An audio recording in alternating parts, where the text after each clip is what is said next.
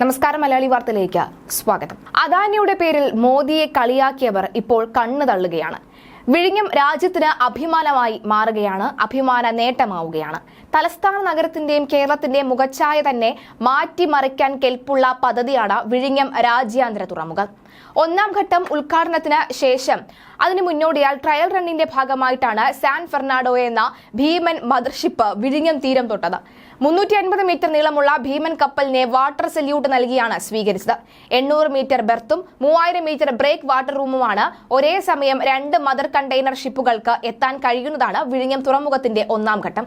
ഒന്നാം ഘട്ടം കമ്മീഷൻ ചെയ്യുന്നതിന് മുൻപ് തന്നെ വിഴിഞ്ഞം തുറമുഖത്തിന് വരുമാനം കിട്ടിത്തുടങ്ങുന്നുവെന്നാണ് പദ്ധതിയുടെ സവിശേഷത. കമ്മീഷനിംഗ് കഴിഞ്ഞ ഒരു തുറമുഖം പോലെ തന്നെയാണ് ട്രയൽ റണ്ണിൽ തുറമുഖം പ്രവർത്തിക്കുക. തുറമുഖത്തിന്റെ കപ്പൽ പ്രവേശന ഫീസ് നൽകണം. ഇറക്കുന്ന ചരക്കുകൾക്ക് കസ്റ്റംസ് നികുതിയും നൽകണം. ട്രയൽ റണ്ണ് കാലത്ത് തന്നെ തുറമുഖത്തിന് വരുമാനം കിട്ടിത്തുടങ്ങുന്നു എന്നതാണ് വാസ്തവം. കേന്ദ്ര സംസ്ഥാന സർക്കാരുകൾക്ക് നികുതി വരുമാനവും വരും ദിവസങ്ങളിൽ കൂടുതൽ കപ്പലുകൾ തുറമുഖത്ത് എത്തും. ഒന്നാം ഘട്ടം പൂർത്തിയാക്കുമ്പോൾ ഒരേ സമയം വിഴിഞ്ഞം തുറമുഖത്ത് 2 മദർഷിപ്പുകൾക്ക് നങ്കൂരമിടാൻ കഴിയും.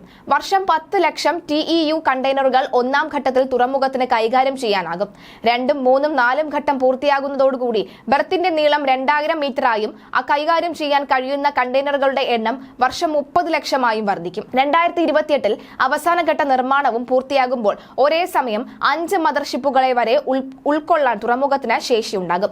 അതേസമയം ഇപ്പോൾ വിഴിഞ്ഞത്ത് എത്തിയ സാൻ ഫെർണാണ്ടോയേക്കാൾ വലിയ കപ്പലുകളുടെ ഒഴുക്ക് വിഴിഞ്ഞത്തേക്ക് ഉണ്ടാകുമെന്നാണ് അധികൃതർ പറയുന്നത്. സാൻ ഫെർണാണ്ടോയുടെ നീളം 350 മീറ്ററാണ്. എന്നാൽ അടുത്തയാഴ്ച എത്താൻ പോകുന്നത് ലോകത്തിലെ ഏറ്റവും വലിയ മദർഷിപ്പുകളിൽ ഒന്നാണ്. 400 മീറ്ററാണ് കപ്പലിന്റെ നീളം. സാൻ ഫെർണാണ്ടോയുടെ ശേഷി 1950 കണ്ടെയ്നറുകൾ ആണെങ്കിൽ അടുത്തതായി വരാൻ പോകുന്നത് 3000 കണ്ടെയ്നർ ശേഷിയുള്ള കപ്പലാണ്. അതേസമയം വിഴിഞ്ഞം തുറമുഖം യാഥാർത്ഥ്യമാവുകയും തിരുവനന്തപുരം വിമാനത്താവളം നടത്തിപ്പ് 50 വർഷത്തേക്ക് കൈക്കലാവുകയും ചെയ്യുന്നതോടുകൂടി തലസ്ഥാനത്തെ കടലും ആകാശവും അദാനിയുടെ നിയന്ത്രണത്തിലായി. ലോകമെമ്പാടും തുറമുഖം നടത്തിപ്പുള്ള അദാനിക്ക് തിരുവനന്തപുരം വിമാനത്താവളവും തുറമുഖവും കൂട്ടിച്ചേർത്തുള്ള ലോജിസ്റ്റിക് ബിസിനസ്സിൽ കണ്ണുണ്ട്. അത് നടന്നാൽ തലസ്ഥാനം വൻ സാമ്പത്തിക മേഖലയായി വളരും. തലസ്ഥാനവാസികൾക്ക് നൽകിയ വാക്ക് പാലിച്ചു എന്നും വിഴിഞ്ഞത്ത് 20,000 കോടി നിക്ഷേപിക്കുമെന്നുമാണ് Adani ports managing director Karan Adani പറഞ്ഞത്. രാജ്യത്തെ ആഴമേറിയ ട്രാൻസ്ഷിപ്മെന്റ് ഹമ്പായ വിഴിഞ്ഞത്ത് എത്ര വലിയ കൂറ്റൻ മദർഷിപ്പും അടുപ്പിക്കാനാവും ഇക്കുറി. കയറ്റുമതിക്ക് കസ്റ്റംസ് അനുമതിയുണ്ടായിട്ടുണ്ട്.